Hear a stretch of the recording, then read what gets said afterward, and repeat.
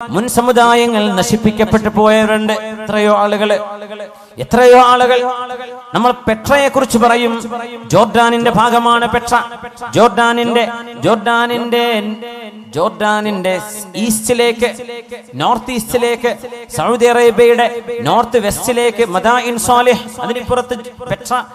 ആ പ്രദേശങ്ങൾ സമൂദ് ഗോത്രക്കാർ, സ്വാലിഹ് നബി അലൈഹിസ്സലാമിന്റെ ആളുകൾ ജീവിച്ചു പോയ സ്ഥലം ഇന്ന് ടൂറിസ്റ്റ് കേന്ദ്രങ്ങളാണ്. അത് ടൂറിസത്തിന്റെ സ്ഥലങ്ങളല്ല എന്നാ ഖുർആൻ പറയാം. അത് അദാബിന്റെ സ്ഥലങ്ങളാണ്.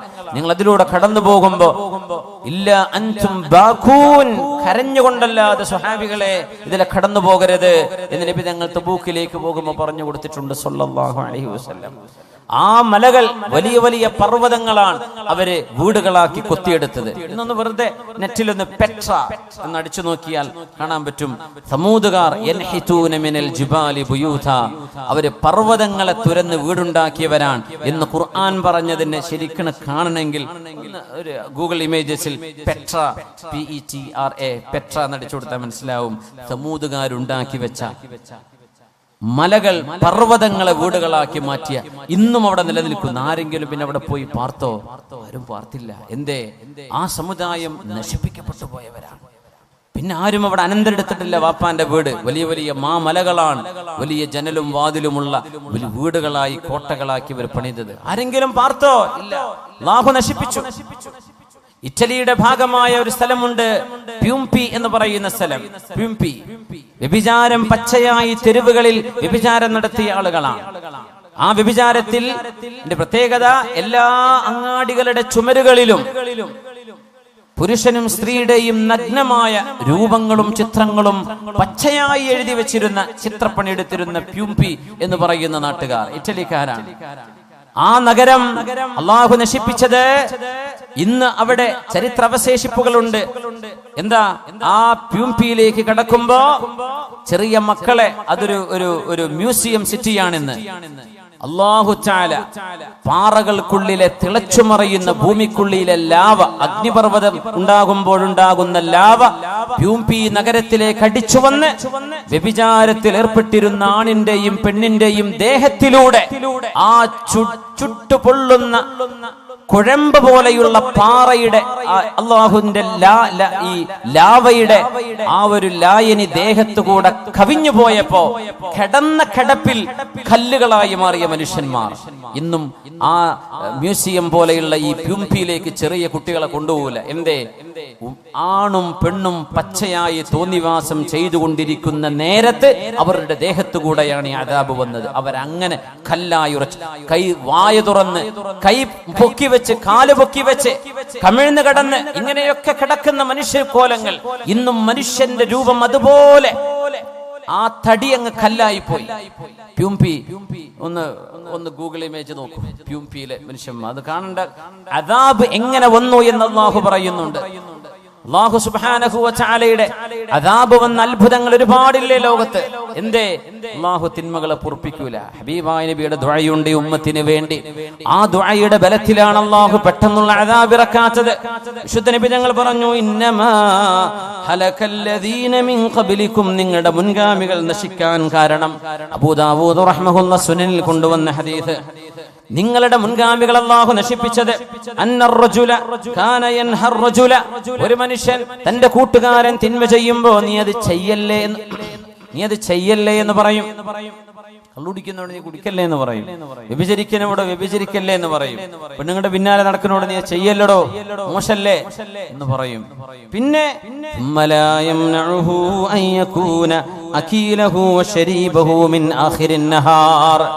രാവിലെ തന്റെ കൂട്ടുകാരൻ തെറ്റ് ചെയ്യുമ്പോ അവനോട് പറയും, ചെയ്യല്ലടോ, നീ എന്താണോ ഈ കാണിക്കുന്നത് എന്ന് പറഞ്ഞിട്ട് ആ തെറ്റ് ചെയ്യുന്ന അതേ ആളിന്റെ കൂടെ വൈകുന്നേരമാകും പറയും, നമുക്ക് ഭക്ഷണം കഴിക്കാൻ പോവല്ലേ, എവിടുക്ക പോവാ, നമുക്ക് ഇടക്കിടക്ക് പോവാ, നിലമ്പൂരിലേക്ക് പോവാ, കോഴിക്കോട്ടേക്ക് പോവാ. എന്നിട്ട് ആ തെറ്റ് ചെയ്തവൻ അവനോടായി വന്ന് രാവിലെ പറഞ്ഞത് നീ ചെയ്ത് തെറ്റാണത്, ചെയ്യല്ലേ എന്ന് പറഞ്ഞ അവന്റെ കൂടെ ആ തെറ്റിഷ്ടപ്പെടുന്നവനോട് കൂടെ തന്നെ പോയി ഭക്ഷണം കഴിക്കുകയും കൂടെ ഇരുന്ന് വെള്ളം കുടിക്കുകയും ചെയ്യും. തിന്മ ചെയ്യുന്ന ആളുകളോട് വെറുപ്പില്ലാതിരിക്കുക. ഒരു വിഷയം ഗൗരവത്തിൽ നമ്മൾ മനസ്സിലാക്കണം. നമ്മൾ തെറ്റ് ചെയ്യുന്നുണ്ടോ ഇല്ലേ എന്നതിനപ്പുറം തെറ്റിനോട് നമ്മുടെ മനസ്സിൽ ഇഷ്ടമുണ്ടോ ഇല്ലേ എന്നാണ് ചോദിക്കേണ്ടത്. വ്യഭിചാരം കിട്ടിയ തരക്കേടില്ല എന്നാ മനസ്സിൽ തോന്നുന്നത്. അടി കിട്ടുമല്ലോ എന്ന് പേടിച്ചിട്ടാ ചെയ്യാണ്ടിരിക്കുന്നത്. അത് ഈമാനല്ല, അത് ഈമാനല്ല. തിന്മകളോട് വെറുപ്പ് വേണമെന്നാണ്. ആ വെറുപ്പ് നമ്മുടെ കൽബിലുണ്ടോ? ഇന്നഹു കാന ഫാഹിഷതൻ വസാഅ സബീല. അല്ലാഹു മോശമാണ്, വളരെ മോശമാണ് എന്ന് അല്ലാഹു പറഞ്ഞത് ഞാൻ എന്റെ ജീവിതത്തിലേക്ക് കൊണ്ടുവന്ന എന്റെ ഭാര്യയല്ലാതെ എന്റെ ശരീരത്തിന്റെ രഹസ്യങ്ങൾ അറിയാൻ മറ്റൊരാളില്ല എന്ന് നമ്മുടെ കൽബിൽ നമ്മൾ ഉറക്കുന്നുണ്ടോ? കള്ളു കുടിക്കാൻ ആഗ്രഹമുണ്ട്, പക്ഷേ കുടിക്കാറില്ല. അതല്ല ഈമാൻ. തിന്മയോട് വെറുപ്പ് നമുക്ക് തോന്നുന്നുണ്ടോ എന്നാണ് ചോദിക്കേണ്ടത്. നമുക്ക് തിന്മയോട് വെറുപ്പുണ്ടോ? ഈമാനിന്റെ പ്രത്യേകത അതാണ്. അല്ലാഹുമ്മ ഹബ്ബിബ് ഇലൈനൽ ഈമാൻ വസയ്യിൻഹു ഫീ ഖുലൂബിനാ വകർരിഹ് ഇലൈനൽ കുഫ്റ വൽ ഫുസൂഖ വൽ അസ്യാൻ വഉലൈക ഹുമുർ റാഷിദൂൻ. ഒരു പ്രാർത്ഥന, ഖുർആനിന്റെ ആയത്തിൽ നിന്നുണ്ടാക്കിയ പ്രാർത്ഥന. അല്ലാഹു തആല ഉലൈക ഒരു വിഭാഗത്തെ കുറിച്ച് ഹബ്ബബ ഇലൈഹിമുൽ ഈമാൻ. അല്ലാഹു അവർക്ക് ഈമാനിനെ മഹ്ബൂബാക്കി കൊടുത്തു. വിശ്വാസം, അല്ലാഹുവിലുള്ള വിശ്വാസം, പരലോകത്തേക്ക് റബ്ബിനെ കാണാൻ പോകണം, നാളെ വിചാരണയുണ്ട്, നാളെ ഖബറിന്റെ ഉള്ളിൽ ശിക്ഷയുണ്ട്, രക്ഷയുണ്ട്, നാളെ സിറാത്തുണ്ട്, മീസാനുണ്ട്, ഹിസാബുണ്ട്, സ്വർഗമുണ്ട്, നരകമുണ്ട്, അല്ലാഹുവിനെ കാണുന്ന ഒരു ലിഖാ ഉണ്ട് എന്ന് വിശ്വസിക്കുന്ന ആ വിശ്വാസം ഖൽബിലേക്ക് ഇഷ്ടപ്പെടുകയും വസയ്യനഹു ഫീ ഖുലൂബിഹിം അവരുടെ ഖൽബിൽ അല്ലാഹു വിശ്വാസം മനോഹരമാക്കി കൊടുക്കുകയും ചെയ്തു. അവരിൽ അല്ലാഹു നമ്മെ പെടുത്തി തരട്ടെ. വകറഹ ഇലൈഹിമുൽ കുഫ്റ വൽ ഫുസൂഖ വൽ അസ്യാൻ.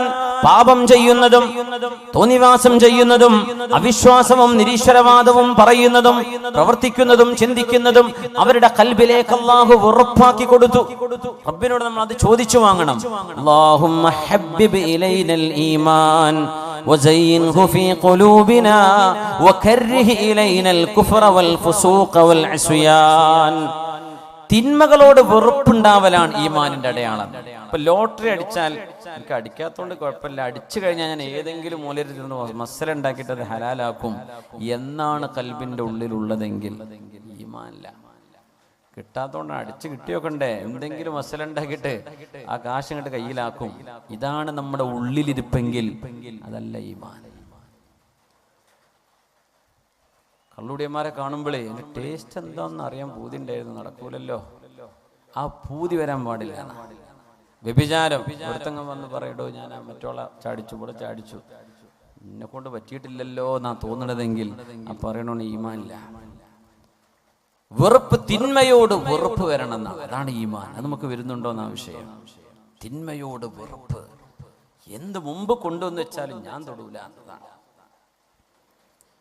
മഹാനായ അബ്ദുല്ലാഹി ഇബ്നു ഹുദാഫത്തു സഹ്മി റളിയല്ലാഹു അൻഹു ഉമറുൽ ഫാറൂഖ് റളിയല്ലാഹു അൻഹുവിന്റെ കാലത്തെ ഫാറൂഖ് റളിയല്ലാഹു അൻഹു മദീനക്കാരോട് മുഴുവൻ, ആ മഹാനുഭാവൻ റോമിൽ നിന്ന് വരുമ്പോൾ മദീനക്കാരോട് മുഴുവൻ വിളംബരം ചെയ്തു. മദീനക്കാർ മദീനയുടെ ഗേറ്റിലേക്ക് വന്നു നിൽക്കണം. അന്ന് നഗരങ്ങൾക്ക് ഗേറ്റ് ഉണ്ടാവും. കരുളായിക്ക് ഒരു ഗേറ്റ് ഉണ്ടാവും, നിലമ്പൂർക്ക് ഒരു ഗേറ്റ് ഉണ്ടാവും, എടക്കരക്ക് ഒരു ഗേറ്റ് ഉണ്ടാവും. ആ ഗേറ്റിനുള്ളിൽ കടക്കാൻ പറ്റൂ എന്ന പോലെ.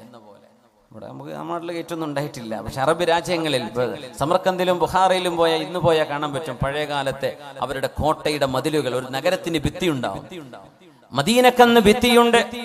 മദീനയുടെ ഭിത്തികളിലേക്ക് പുരുഷന്മാർ മുഴുവനും ഇറങ്ങിച്ചെല്ലണം. എന്നിട്ട് അബ്ദുല്ലാഹി ഇബ്നു ഹുദാഫത്തു സഹ്മി വരുമ്പോൾ ആ മഹാനുഭാവന്റെ നെറ്റിയിൽ മദീനക്കാർ മുഴുവനും ഉമ്മ വെക്കണം, ചുംബിക്കണം, ആ മഹാന്റെ നെറ്റിയിൽ മുത്തണം എന്ന് ഫാറൂഖ് റളിയല്ലാഹു അൻഹു ഉത്തരവിട്ട സ്വഹാബിയാണ് അബ്ദുല്ലാഹി ഇബ്നു ഹുദാഫത്തു സഹ്മി. എന്താ കാരണം എന്നറിയോ? എന്തിനാണ് മദീനക്കാർ മുഴുവൻ ആ മഹാനെ ചെന്ന് സ്വീകരിക്കണം? കാരണമുണ്ട്.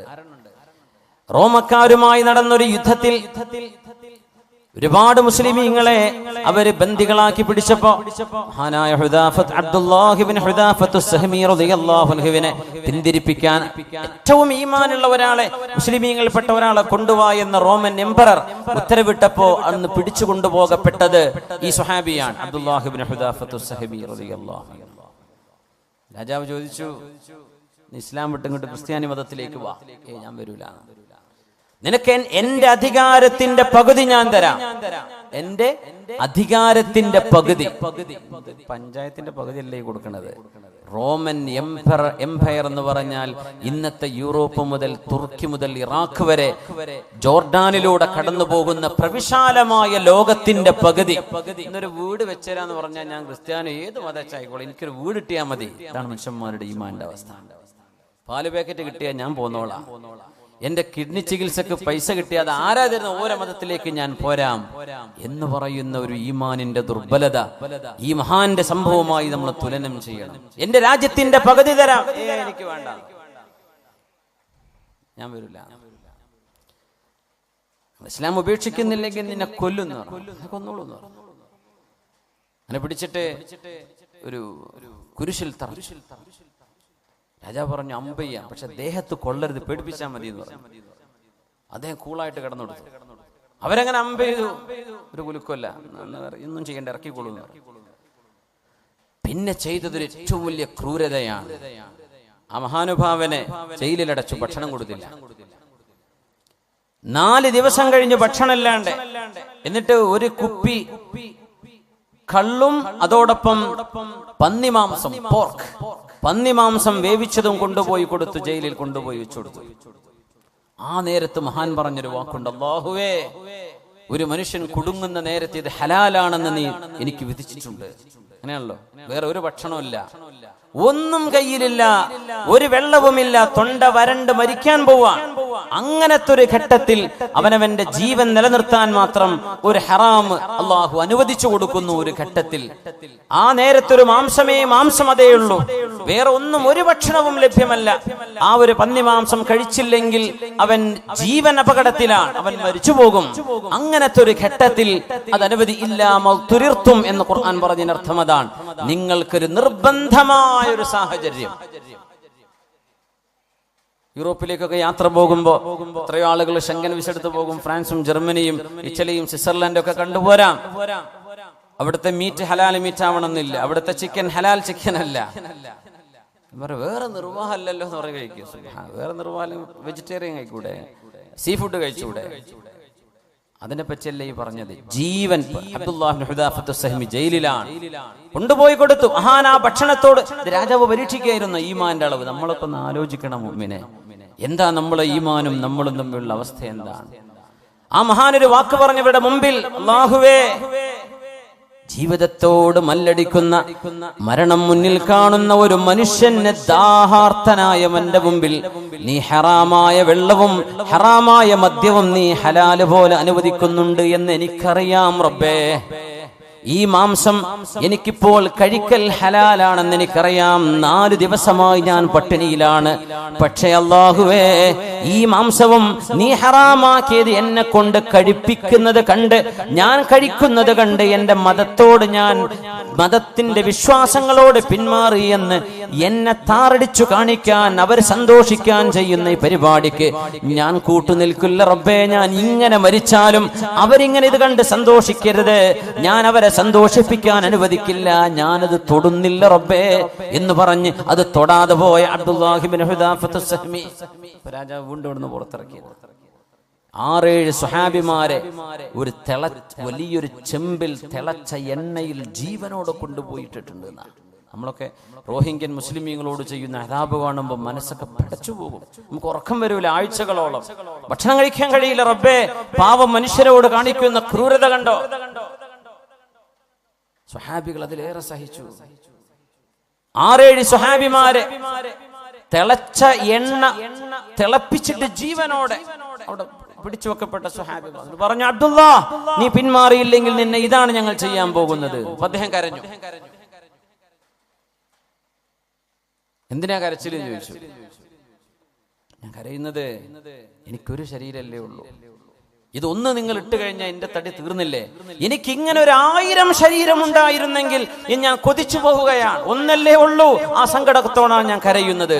ഇത് കണ്ടപ്പോഴാണ് രാജാവിന് ബോധ്യപ്പെട്ടത്, ഇസ്ലാം, ഇവര് മുസ്ലിം ആകുന്നത് പൈസക്ക് വേണ്ടിയല്ല, ഇവർ ഇസ്ലാം സ്വീകരിച്ചത് സത്യം, ധർമ്മം, യുക്തിബദ്ധമായൊരു വിശ്വാസ പ്രമാണം ഇത് ലോകത്ത് ഇത് മാത്രമുള്ളൂ എന്ന് ബോധ്യപ്പെട്ടതിന്റെ പേരിലാണ്. ആ ഒരു വിശ്വാസത്തിന്റെ പ്രതീകമായ അബ്ദുല്ലാഹ് ഇബ്നു ഹുദാഫത്ത് സഹമിയെ ഒന്നും ചെയ്യാതെ ശിക്ഷിക്കാതെ ഇയാൾ വെറുതെ വിടാൻ പോവുകയാണ് രാജാവ്. ഈ മനുഷ്യന്റെ ഈമാനിന്റെ ഘനം കണ്ടിട്ട് നമുക്ക് അങ്ങനത്തെ ഒരു ചെറിയൊരു ഘട്ടം വന്നാൽ എന്തായിരിക്കും നമ്മുടെ അവസ്ഥ? നമ്മളെ കീഴടങ്ങി കൊടുക്കൂലേ? അന്നേരം രാജാവ് പറഞ്ഞു, അബ്ദുള്ള, അവസാനത്തെ ഒരു ചോദ്യം, നീ എന്റെ നെറ്റിയിലൊന്ന് ഉമ്മ വെക്കുമോ? നെറ്റിയിൽ ഉമ്മ വെക്കെന്ന് പറഞ്ഞാൽ ഞാൻ താഴെയാണ്, നിങ്ങൾ മീതയാണ്, ഞാൻ നിങ്ങളെ ബഹുമാനിച്ചു, ഞാൻ ഒന്നുമല്ല എന്നൊരു സമ്മതിപ്പിക്കലാണത്. അദ്ദേഹം പറഞ്ഞു, ഞാൻ ചെയ്യാം, പക്ഷേ ഒരു കണ്ടീഷൻ ഉണ്ട്. ഞാനത് ചെയ്താൽ എന്റെ കൂടെയുള്ള 10, 70, 80 സ്വഹാബിമാർ, മുസ്ലിമീങ്ങൾ, താബിഈങ്ങളുണ്ട്, അവരെ നിങ്ങൾ വിട്ടയക്കണം എന്റെ കൂടെ. അദ്ദേഹം പറഞ്ഞു, നീ എന്റെ നെറ്റിയിലൊന്ന് ഉമ്മ വെച്ചാൽ നിന്നെ ഞാൻ വിട്ടയക്കാം. മഹാനവർ പറഞ്ഞു, ഞാനത് ചെയ്യാം, പക്ഷേ എന്റെ കൂടെയുള്ള 80 ആളുകളുടെ ജീവൻ അതുകൊണ്ട് രക്ഷപ്പെടണം, എന്റേത് മാത്രമല്ല. ഞാൻ തരാം. രാജാവിന് എങ്ങനെയെങ്കിലും അബ്ദുല്ലാഹി തങ്ങൾ കീഴടങ്ങണമെന്ന ആഗ്രഹത്തിലേക്ക് എത്തി. അങ്ങനെ ആ രാജാവിന്റെ നെറ്റിയിൽ അദ്ദേഹം ഉമ്മ വെച്ചു. ഒന്നുമില്ല, പ്രതീകാത്മകമായി ആ ഒരു സാഹചര്യം 80 ആളുകളുടെ ജീവൻ രക്ഷിക്കാൻ. ആ സംഭവം കഴിഞ്ഞ് വരുമ്പോഴാ ഫാറൂഖ് റളിയല്ലാഹു അൻഹു പറഞ്ഞത്, മദീനക്കാരായ മുഴുവൻ പുരുഷന്മാരും മദീനയുടെ ഗേറ്റിലേക്ക് നിൽക്കണം. ഇനി വരാനുള്ള അബ്ദുല്ലാഹി ഇബ്നു ഹുദാഫത്ത് സഹമിയുടെ നെറ്റിയിൽ നിങ്ങൾ ഉമ്മ വെക്കണം. അന അബ്ദഉ ബിഹിം, ഞാനാണ് അത് ആദ്യം ചെയ്യുന്നത് എന്ന് പറഞ്ഞ് ആ നെറ്റിയിൽ ഉമ്മ ചാർത്തിയ ഉമർ ഇബ്നുൽ ഖത്താബ് റളിയല്ലാഹു അൻഹു മദീനക്കാർ മുഴുവനും. അതൊരു ഈമാനാണ്. നമ്മളെവിടെ കിടക്കുന്നു? നമ്മുടെ ഈമാൻ എവിടെ കിടക്കുന്നു? മുഅ്മിനേ, അല്ലാഹുവിനോട് ചോദിക്കണം, അല്ലാഹുമ്മ ഹബ്ബിബ് ഇലൈനൽ ഈമാൻ, അല്ലാഹു ഞങ്ങളുടെ ഹൃദയത്തിലേക്ക് ഈമാൻ മഹ്ബൂബാക്കി തരണേ റബ്ബേ. ഈമാനോടൊരു ഇഷ്ടം വരണം. അത് നമ്മൾ പഠിക്കുമ്പോഴാണ് അതിനോട് ഇഷ്ടം വരിക, അറിയുമ്പോഴാണ് അതിനോട് ബഹുമാനം വരിക. അല്ലാഹുമ്മ ഹബ്ബിബ് ഇലൈനൽ ഈമാൻ وزينه في قلوبنا وكره إلينا الكفر والفسوق والعصيان وجعلنا من الراشدين. എഴുന്നേറ്റ് സ്വലാത്ത് ചൊല്ലിയിരിക്കാം. صلوا على النبي محمد وآله. اللهم صل على سيدنا محمد وعلى آل سيدنا محمد وبارك وسلم عليه. نقول وركشلي قولوا اللهم صل على سيدنا محمد وعلى آل سيدنا محمد وبارك وسلم عليه. نقول اللهم صل على سيدنا محمد وعلى آل سيدنا محمد وبارك وسلم عليه. ഇരിക്കുന്ന മുമ്പ് പേഴ്സൊക്കെ ഒന്ന് എടുത്ത് റെഡിയാക്കി വെക്കി. ആ തേങ്കുപ്പിയൊക്കെ ഒന്ന് കൊണ്ടുപോയി കൊടുക്കി. നമുക്ക് ഇൻഷാ അല്ലാഹ് പരിപാടിയുടെ ഇതിന്റെ ചെലവും പന്തലൊക്കെ കണ്ടറിയല്ലോ. നമ്മളെ വീട്ടിൽ ചെറിയ സൽക്കാരം ഉണ്ടാക്കാൻ എത്ര ചെലവ് വരും? 2 ഡർപ്പായ വാങ്ങിയാൽ തന്നെ. അപ്പൊ ഇത് വലിയ ചെലവ് വരുന്ന നമ്മുടെ വിദ്യാർത്ഥി സുഹൃത്തുക്കളുടെ SKSF-ന്റെ നമ്മുടെ പ്രവർത്തകന്മാരുടെ കഠിനാധ്വാനമാണ്. നമുക്ക് എന്ത് ചെയ്യാം? ആദ്യം കൊടുക്കി, തേങ്കുപ്പി കൊടുക്കി. ഇൻഷാ അല്ലാഹ് അത് ശിഫയുണ്ടെന്ന് അല്ലാഹുവിന്റെ ഖുർആൻ പറഞ്ഞ ഔഷധമാണ്. ചക്കരാക്കിയതൊന്നല്ലല്ലോ, ഒറിജിനൽ അല്ലേ? മാഷാ അല്ലാഹ്. അതുകൊണ്ട് ധൈര്യമായിട്ട് വായിക്കാം. ഇസ്ഖിഹി അസല. വയറുവേദന വന്ന സ്വഹാബിയോട് നബി തങ്ങൾ, ജ്യേഷ്ഠന് വയറുവേദന, നബിയെ തേൻ കൊടുക്കുന്നു. തേൻ കുടിച്ചിട്ട് വയറുവേദന കൂടി. പൊന്നാര നബിയെ വയറുവേദന കൂടി, ഒന്നുകൂടി കൊടുക്കുന്നു. ഇസ്ഖിഹി അസല. രണ്ടാമതും ഇപ്പോഴും പറഞ്ഞു, നബിയെ കുടിച്ചതിന് ശേഷം വീണ്ടും വയറുവേദന കൂടിയിരിക്കുകയാണ്. അല്ലാഹ് പറഞ്ഞത് സത്യമാണ്, നിന്റെ ജ്യേഷ്ഠന്റെ വയറാണ് നുണ പറഞ്ഞത്. കൊടുക്ക് തേന്, അത് തന്നെയാണ് അതിന്റെ ഔഷധം എന്ന് പറഞ്ഞു. മൂന്നാമതും കൊടുത്തു, അതിൽ സുഖമായി. വളരെ സ്വഹീഹായ ഹദീസാണ്. ഇൻഷാ അല്ലാഹ് അല്ലാഹു ശിഫ നൽകട്ടെ. ബിസ്മില്ലാ. എല്ലാവർക്കും കൂടെ വാങ്ങിക്കാൻ എല്ലാവർക്കും തികയോ? ഉള്ളവരെന്തേ നല്ലൊരു സംഖ്യ കൊടുക്കുക.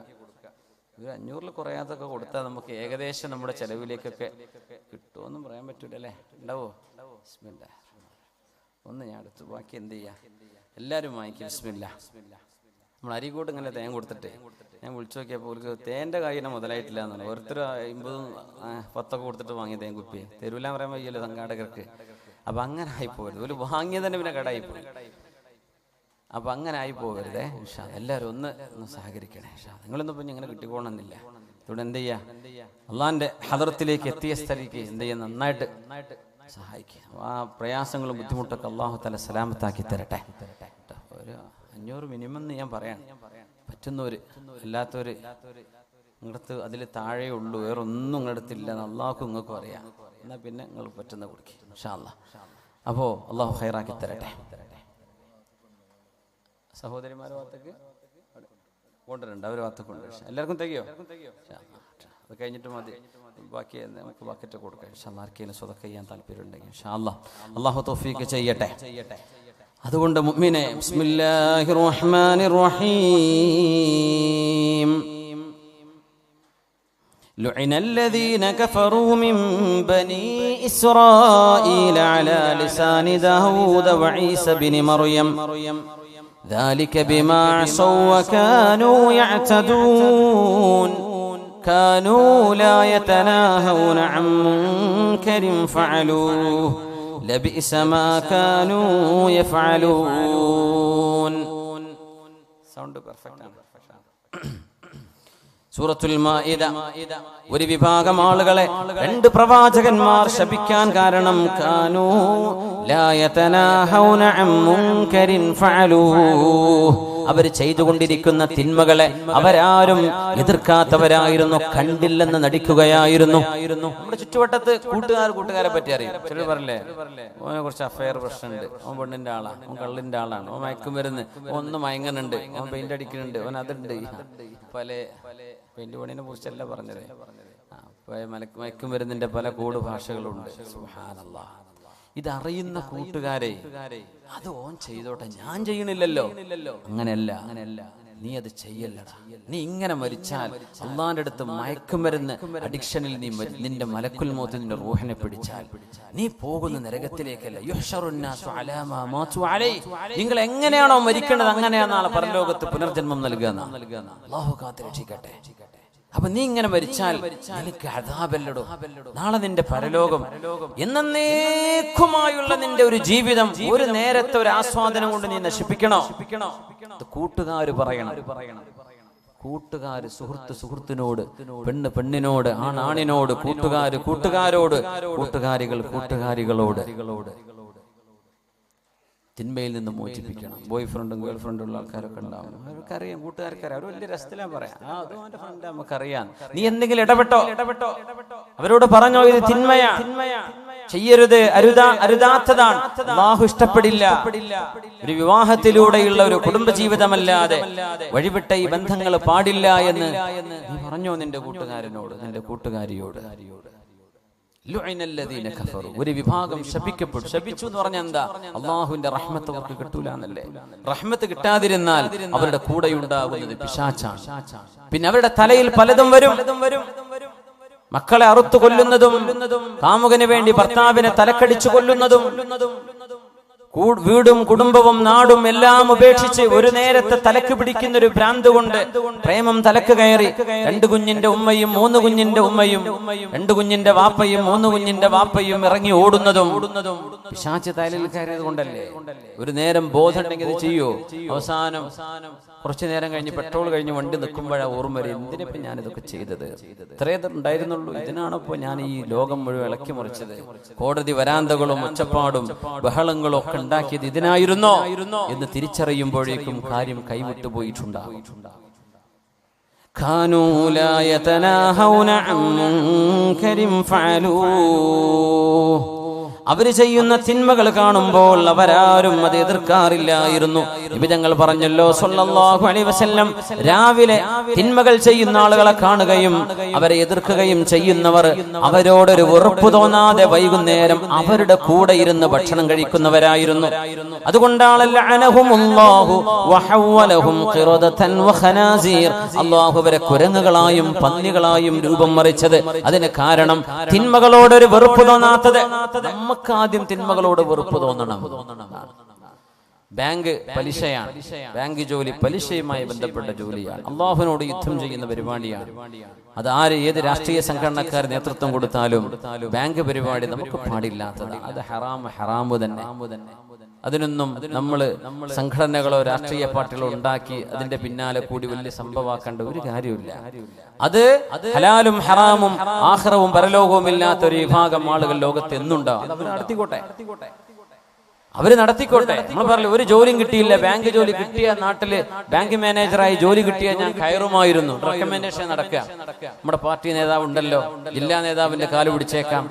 എന്തിന് നമ്മൾ നടക്കുന്നു? ഒരു ഹറാമ് നമ്മൾ ചോദിച്ചു വാങ്ങാനോ വെറുതെ കിട്ടിയെടുക്കാൻ പാടില്ലാത്ത സംഗതിയാണ്. പക്ഷെ നമ്മളെന്താ പറയാ, എന്താ ശമ്പളം 70,000, 80,000, 1 ലക്ഷം, 1.5 ലക്ഷം, പിന്നെ എടുത്തൂടെ? നമുക്കൊക്കെ എന്ത് ഈമാൻ. അള്ളാഹു യുദ്ധം പ്രഖ്യാപിച്ച വിഷയമാണ് പലിശയുടെ ഇടപാടുകളോട് അള്ളാഹു യുദ്ധം പ്രഖ്യാപിച്ചു. അള്ളാഹുവിനോട് യുദ്ധം ചെയ്യുന്നതിന് തുല്യമാണ്. ആ ഒരു സിസ്റ്റം ലോകത്തുണ്ടാവാൻ പാടില്ലെന്നാണ് ഇസ്ലാമിന്റെ കാഴ്ചപ്പാട്. ഒരു മനുഷ്യന്റെ സഹായം ആവശ്യമായ രംഗത്ത് അവന് സഹായം കൊടുക്കുന്ന കാശ് കൊണ്ട് അവനെ ചൂഷണം ചെയ്യരുത്. പലിശരഹിത വായ്പാ പദ്ധതികൾ നമ്മൾ തയ്യാറാക്കുക. പലിശയുമായി ബന്ധപ്പെട്ട ഒരു ജോലിയും ഒരു മുസ്ലിമിന് എടുക്കാൻ പറ്റൂല. അതിന് ഞാൻ എതിർത്ത് എന്ത് ക്ലിപ്പറക്കിയിട്ടും കാര്യമില്ല. മുസ്ലിമിന് അത് പറ്റൂല. ഞാൻ മുസ്ലിമിനെ പറയുന്നത്. മുസ്ലിം അല്ലാത്ത പലരും ഇതൊരു പക്ഷേ യൂട്യൂബിലൊക്കെ കേട്ടേക്കാം. നിങ്ങൾ മുണ്ടാണ്ടിരുന്നാൽ മതി. ഇത് മുസ്ലിമീങ്ങളോട് ഈമാനുള്ളവരോടാണ് ഞാൻ പറയുന്നത്. നമുക്കത് പാടില്ല. വെറുതെ കിട്ടിയാലും പാടില്ല. കിട്ടിയ തരക്കേടില്ല എന്നാണ് മനസ്സിലുള്ളത്. അപ്പൊ തിന്മയോട് വെറുപ്പില്ല എന്നല്ലേ അർത്ഥം. അത് കുറ്റകരമാണ്. നാളെ പരലോകത്തേക്ക് വരുന്ന ഒരു വിഭാഗം ആളുകളുടെ കർമ്മങ്ങളെ ഖിയാമത്ത് നാളിൽ വരുന്ന ഒരു വിഭാഗം ആളുകൾ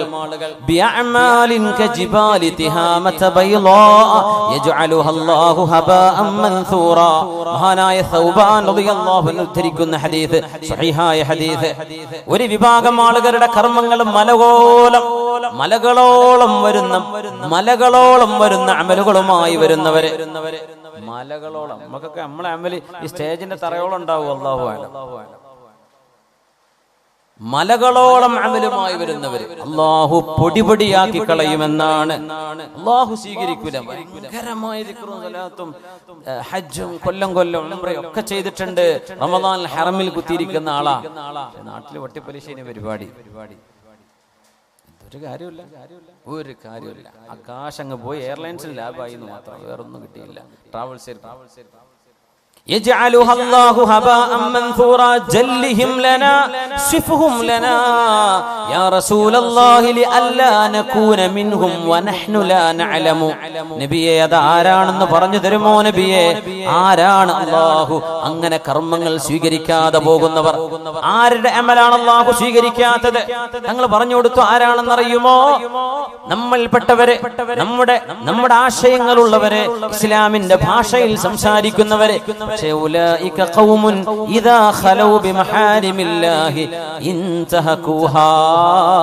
അല്ലാഹുവിന്റെ ഒരു ഹറാമിന്റെ അവസരം കിട്ടിയാൽ ഞാനത് ചെയ്യും എന്ന് മനസ്സിൽ കൊണ്ടു നടന്ന ആളുകളാണ് അവര് ചെയ്തവരാണെന്നല്ല ഖുർആൻ പറഞ്ഞത്. ചെയ്തവരാണെന്നല്ല.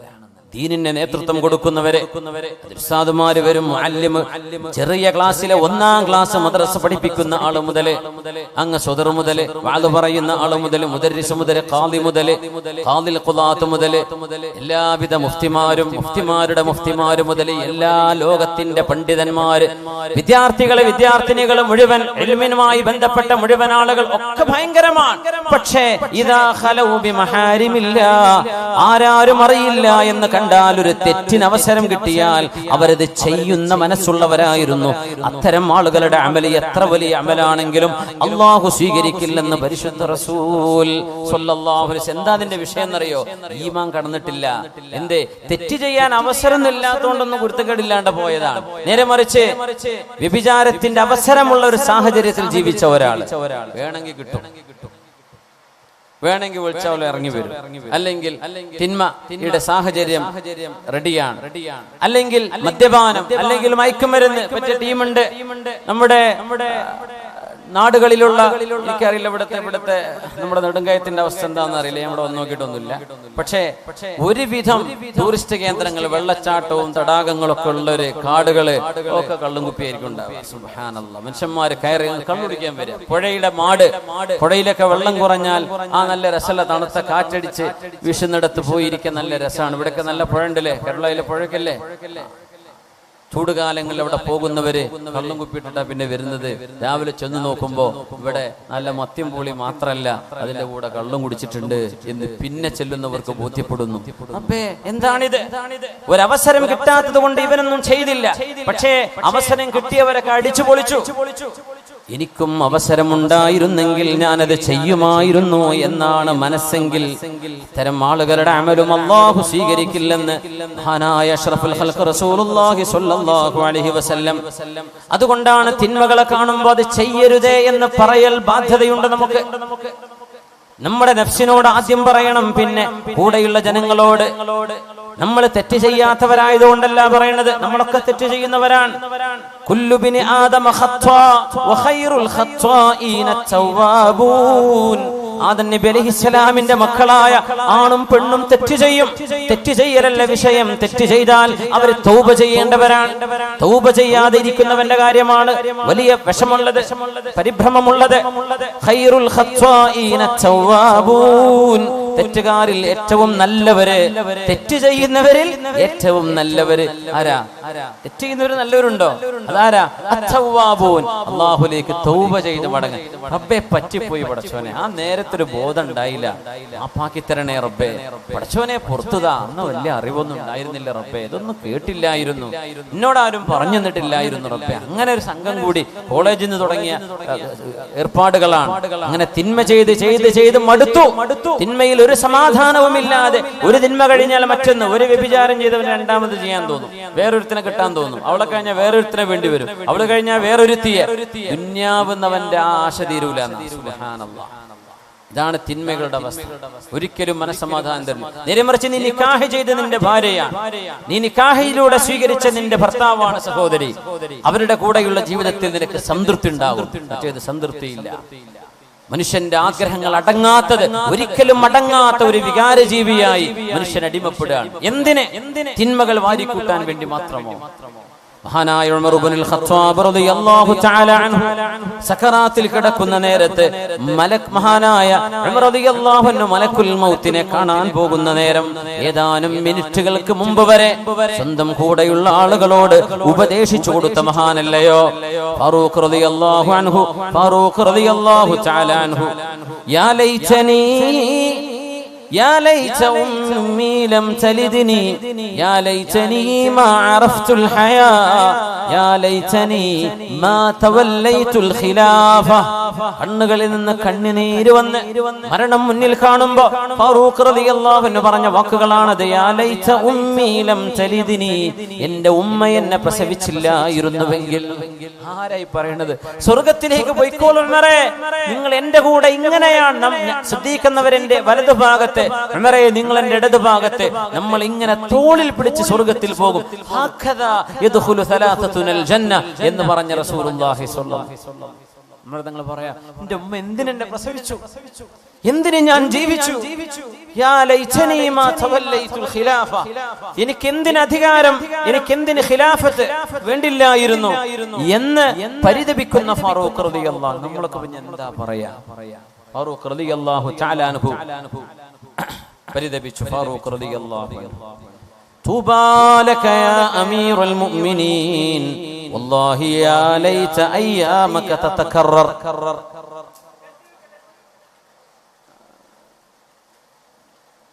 നനവുള്ളോണ്ടെന്ന് സ്വിച്ച് ഓഫ് ചെയ്തേക്ക്. ഷോർട്ട് സർക്യൂട്ട് ഇടാ. വെള്ളം ഇറങ്ങിയതാണ്. ഇരുന്നോളൂ. പാമ്പും തേളൊന്നല്ല, അത് വയറ്.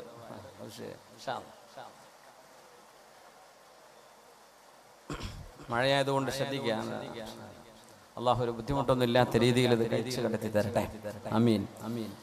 അയാ ഉമറൽ ഫാറൂഖി ഹൽ ലക ഔദത്തുൻ ഫഇന്നാ യുജൂശർ റൂമി തൻഹാ വതഅമുറു رفاقوك في الأغوار شدوا سروجهم وجيشك في حطين صلوا وكبروا تغني بك الدنيا كأنك فاتح على بركات الله يرسو ويبحر. ഫാറൂഖ് റളിയല്ലാഹു അൻഹു സ്ഥാപിച്ചു പോയ ഒരു ലെഗസിയാണ് ഈ ഉമ്മത്തിന്റെ ഈമാനിന്റെ പൈതൃകം പിന്തുടരുന്നത്. ഫാറൂഖ് റളിയല്ലാഹു അൻഹുവിന്റെ ഈമാനിന്റെ വിളക്കിൽ നിന്നാണ് ലോക മുസ്ലിമീങ്ങൾക്ക് വിളക്ക് ലഭിക്കുന്നത്. മഹാനവറുകൾ വയർ കുത്തിക്കീറി ശത്രുവിന്റെ കുത്തേറ്റ് കിടക്കുമ്പോ ചോദിച്ചൊരു ചോദ്യമുണ്ട്, ഹൽ സല്ലൈത്, ഞാൻ നിസ്കരിച്ചുവോ?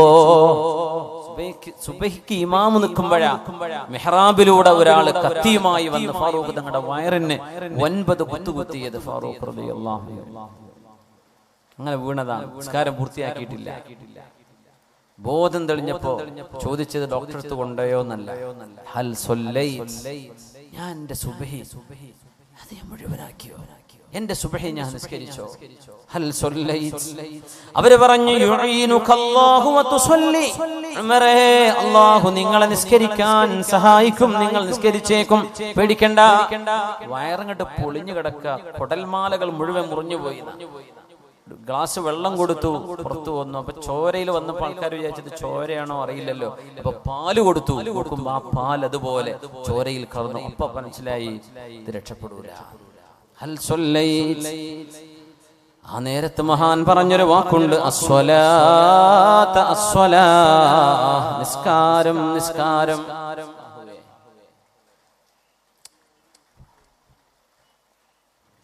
അല്ലാഹ അല്ലാഹ ഫിസ്വലാ. ജനങ്ങളെ, അല്ലാഹുവിന് വേണ്ടിയുള്ള നിസ്കാരം നിലനിർത്തണേ, അല്ലാഹുവിനെ ഓർക്കണേ. ലാ ഹല്ല ഫിൽ ഇസ്ലാമി ലിമൻ തറക അസ്സലാഹ്. ഉമർ തങ്ങൾ അവസാനം പറയുന്ന വാക്കുകളാണ്. എന്റെ കുട്ടികളാരെ നോക്കാന്നോ, എന്റെ ഭാര്യ എവിടെ, എന്റെ പേരക്കുട്ടികൾ എവിടെ, അവരൊക്കെ ഒന്ന് മുഖം കാണട്ടെ, ഒന്നുമല്ല പറയണത്, ഒന്നുമല്ല പറഞ്ഞത്. നമ്മളൊക്കെയാണെങ്കിൽ എന്താ പറയാ, അങ്ങനെ കുത്തേറ്റ് കിടക്കും, എന്റെ ഉമ്മാനെ കാണിച്ചു തരുമോ, അപ്പാനെ കാണിച്ചു തരുമോ, ഭർത്താവിനെ കാണിച്ചു തരുമോ, ഭാര്യനെ കൊണ്ടുവന്നു തരുമോ, ഒന്നുമല്ല. അല്ലാഹ അല്ലാഹ ഫിസ്വലാ. നിസ്കാരത്തിന്റെ വിഷയത്തിൽ നിങ്ങൾ അല്ലാഹുവിനെ സൂക്ഷിക്കണേ, സൂക്ഷിക്കണേ. വാളിന് ഇരുന്നിട്ട് സുബഹി ഖളാവുകയാണ്, നിങ്ങൾ ഇപ്പം എണീറ്റ് പോയിക്കോളി, നല്ല സുബഹി നിസ്കരിച്ചാൽ മതി, വാള് കേട്ടില്ലെങ്കിലും കുഴപ്പമില്ല. അല്ലെങ്കിൽ പിന്നെ ധൈര്യത്തിലാവണം.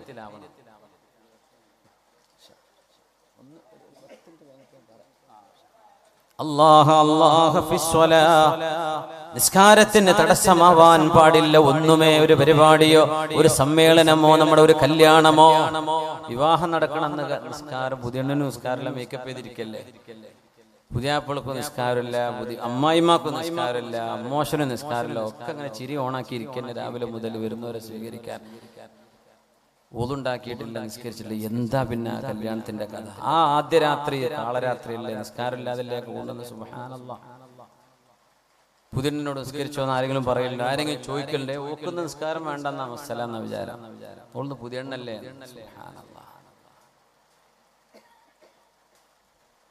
മേക്കപ്പ് ഒക്കെ ഇടുകയാണ്, അല്ലെങ്കിൽ അവളൊന്ന് ഒരുക്കുകയാണ്, അല്ലെങ്കിൽ അവളൊന്ന് അണിച്ചൊരുക്കുകയാണ്. പുതിയണ്ണാണ്, പുതിയനാരിയാണ്, ഹലാലായ ഒരുക്കങ്ങളൊക്കെ ഒരുങ്ങിക്കോട്ടെ, ഒതു കൊടുത്തിട്ട് ആക്കി കൊടുക്കുക,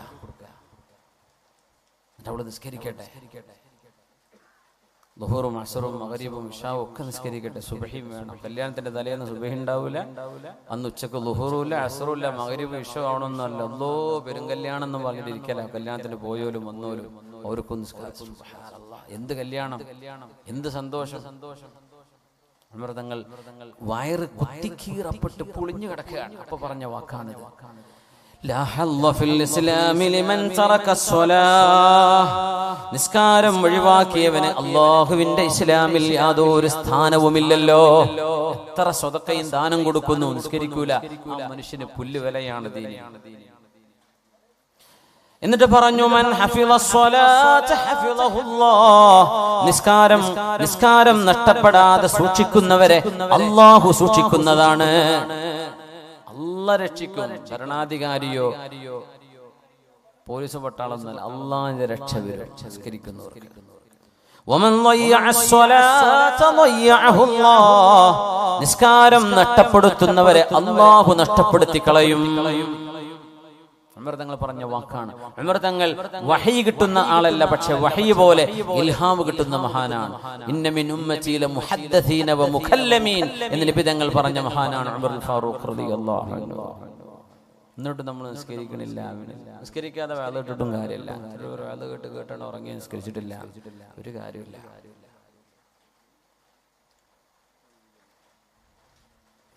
اللهم لا تجعل هذا حجة علينا يا رب. من حفظ الصلاة حفظه الله ومن ضيعه ضيعه الله. എനിക്ക് ഒതുടുത്ത് തരുന്നു പറഞ്ഞു. ചോരങ്ങൾ ഒളിച്ചുകൊണ്ടിരിക്കുക, വയറ് കീറി കിടക്കണം, വയറ് പൊളിഞ്ഞു കിടക്കാൻ, കുടലൊക്കെ പുറത്ത് ചാടിയിട്ടുണ്ട്. ആ രംഗം ആലോചിച്ച് നോക്കി. ഒന്ന് ഹോസ്പിറ്റലില്ല, ഏത് എമർജൻസി ഇവിടെ കൊണ്ടുപോകും? കുടൽമാല മുഴുവൻ പുറത്താണ്. നമ്മൾ അറിയണ ഈ വയറിന്റെ ഉള്ളിൽ നമ്മുടെ ഈ തൊലികളാൽ എത്ര വലുപ്പമുള്ള സാധനങ്ങളെ അള്ളാഹുവിന്റെ ഉള്ളിൽ ഒളിപ്പിച്ചു. ഈ വയറും കീറി അതൊക്കെ പുറത്ത് ചാടൂലേ? മൃഗങ്ങൾ ഇറക്കുമ്പോൾ നമ്മൾ കാണില്ലേ എത്രയാണ് അവരുടെ വയറിന്റെ ഒക്കെ ഒരു വലുപ്പം, ബ്ലാഡർ എത്ര വികസിക്കും. ഉമർ തങ്ങളുടെ ശരീരം കണ്ട് പൊളിഞ്ഞു കിടക്കും. ഉമർ തങ്ങൾ വലിയ ആകാരമുള്ള മഹാനാണ്. ഉമർ തങ്ങൾ ഭയങ്കര ഹൈറ്റ് ആയിരുന്ന സ്വഹാബിമാരെ പറയും, ഞങ്ങൾ തവാഫ് ചെയ്യുമ്പോ ഞങ്ങളിൽ വലിയ ഹൈറ്റുള്ള ആളൊക്കെ ഉമർ തങ്ങളുടെ തോളിന്റെ അടുത്തേക്ക് ഉണ്ടാവുള്ളൂ. അതാണ് ഫാറൂഖ് റളിയല്ലാഹു അൻഹു. ഭയങ്കര ഹൈറ്റും വെയിറ്റുള്ള മഹാനാണ്. അത്ര തന്നെ ഈമാൻ. ശൈത്താൻ കണ്ട പേടിച്ചോടുന്നല്ലേ പറഞ്ഞത്. ഉമർ തങ്ങളെ കണ്ട പിശാച് വേറെ വഴിക്കാൻ പോവാ വരുന്നുണ്ട്. അത് നബി തങ്ങൾ കൊടുത്ത ബഹുമാനമാണ്, ഉമർ തങ്ങൾ കൊടുത്ത അംഗീകാരമാണ്. ഉമറെ, നിങ്ങളെ കണ്ടാൽ പിശാച് വേറെ വഴിക്ക് പോകും, നിങ്ങളുടെ അടുത്ത് പിശാച് വരില്ല. അതാണ് ഫാറൂഖ് റളിയല്ലാഹു അൻഹു. ഫാറൂഖ് റളിയല്ലാഹു അൻഹു നിസ്കരിച്ചു. ആ കടന്ന കിടപ്പിൽ ഒതു കൊടുത്തു. സുബ്ഹി ഖളാ കൂട്ടി. ഒരു റക്അത്ത് ബാക്കിയുണ്ടായിരുന്നു. 2 റക്അത്ത് നിസ്കരിച്ചു. എന്നിട്ട് പറഞ്ഞു, നിസ്കാരമില്ലാതെ അല്ലാഹു രക്ഷപ്പെടുത്തൂലല്ലോ. നിസ്കാരമില്ലാതെ എന്ത് ഇസ്ലാം? നിസ്കാരമില്ലാത്തവൻ എന്ത്? കുറെ തിയറിയും കുറെ ഫിലോസഫിയും പറഞ്ഞിട്ട് എന്താ കാര്യം? നിസ്കാരമില്ലെങ്കിൽ നിസ്കാരം വേണ്ടേ? എനിക്ക് നിസ്കരിക്കണം. അതുകൊണ്ട് ഈ വാദ കേൾക്കുന്ന ഇന്നത്തെ ഈ സദസ്സ് നിശ്ചയിക്കുക, മരണം വരെ, തലയിലെ ബുദ്ധിയുള്ള കാലം വരെ അല്ലാഹുവിന് വേണ്ടി നിസ്കാരം കൃത്യസമയത്ത് നിർവഹിക്കും റബ്ബേ. റബ്ബിനോട് നിങ്ങൾ ശപഥം ചെയ്യും. ഞാൻ എൻ്റെ റബ്ബിനോട്, നമ്മൾ ഓരോരുത്തരും അവനവന്റെ നഫ്സിനെ വെച്ച തമ്പുരാനോട്, അല്ലാഹുവിനോട് നമ്മൾ ഉറപ്പ് പറയും. അല്ലെങ്കിൽ ഈ ഉമ്മത്തിന് രക്ഷയില്ല. ഈ ഉമ്മത്ത് മുഴുവൻ നിസ്കാരം നിലനിർത്തിയാൽ ഉമ്മത്തിന് അല്ലാഹുവിന്റെ ഹിഫ്ള് ഉണ്ടാകും. ഒരു വ്യക്തിയാണെങ്കിൽ ആ വ്യക്തിയെ അല്ലാഹു രക്ഷിക്കും, ഉമ്മത്തിന് രക്ഷ ഉണ്ടാവില്ല. അതുകൊണ്ട് ഖളാഅക്കല്ലേ, അത് നഷ്ടപ്പെടുത്തി കളയല്ലേ. കഴിഞ്ഞ കാലത്ത് നഷ്ടപ്പെട്ടത് ഖളാ വീട്ടിയെടുക്കുക. അത് വീട്ടണ്ടെന്നൊക്കെ പല ആൾക്കാരും പറയും. ഞാൻ ഓരപ്പാന്ന് പറഞ്ഞ് കൂടാൻ പോകണ്ട. നാളെ അത് മുമ്പോട്ടെത്തിയാൽ ഇത് പോരാന്ന് പറഞ്ഞാൽ പിന്നെ തിരിഞ്ഞ് നടക്കാൻ കഴിയില്ല. അവിടെ ഖളാ വീട്ടി പോയിക്കോളെ. സുബ്ഹാനല്ലാഹ്. ആ നിലക്കാണ് ഉമർ തങ്ങൾ കിടക്കുന്നത്. നിസ്കാരം കഴിഞ്ഞ് ഇങ്ങനെ കിടക്കുകയാണ്. ഇനി സെക്കൻഡുകളിലുള്ളൂ ജീവൻ വിട പറയാൻ. വേദനയാണ്. പക്ഷെ ഫാറൂഖ് എന്നവർ വേദന കൊണ്ട് അക്ഷമ കാണിച്ചില്ല. നല്ല ഓർമ്മയിലാണ് ഉമർ തങ്ങൾ വഫാത്താകുന്നത്. അപ്പൊ ഒരു ചെറുപ്പക്കാരൻ വന്നിട്ട് ഇങ്ങനെ പറഞ്ഞു, ഉമർ എന്നവരെ സാരമില്ല, ഉമർ എന്നവരെ സാരമില്ല, നിങ്ങൾ വിഷമിക്കല്ലേ, നിങ്ങൾ അള്ളാന്റെ റസൂലിന്റെ ഹബീബല്ലേ, നിങ്ങൾ രക്ഷപ്പെടും. പോകുമ്പോ അവന്റെ ഞെരിയാണിക്ക് താഴെയാണ് അവന്റെ വസ്ത്രം. ഉമർ തങ്ങൾ ആ ചെറുപ്പക്കാരോട് ഇങ്ങോട്ട് വരാൻ വേണ്ടി പറയും.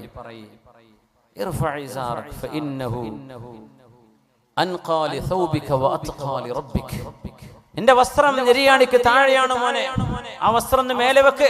നെരിയാണിക്ക് താഴെ ഒരു പുരുഷനും വസ്ത്രം താഴ്ത്തല്ലേ. നിന്റെ വസ്ത്രം ശുദ്ധമാവാനും നിന്റെ റബ്ബിന് നിന്നോട് ഇഷ്ടമാവാനും അല്ലാഹുവിനോടുള്ള വിധേയത്വം കാണിക്കാനും നല്ലത് അത് നെരിയാണിക്ക് മീതെ നിർത്തലാണ് എന്ന് സക്കറാത്തിൽ ഉപദേശിച്ച മഹാനാണ് ഉമർ ഇബ്നുൽ ഖത്താബ്.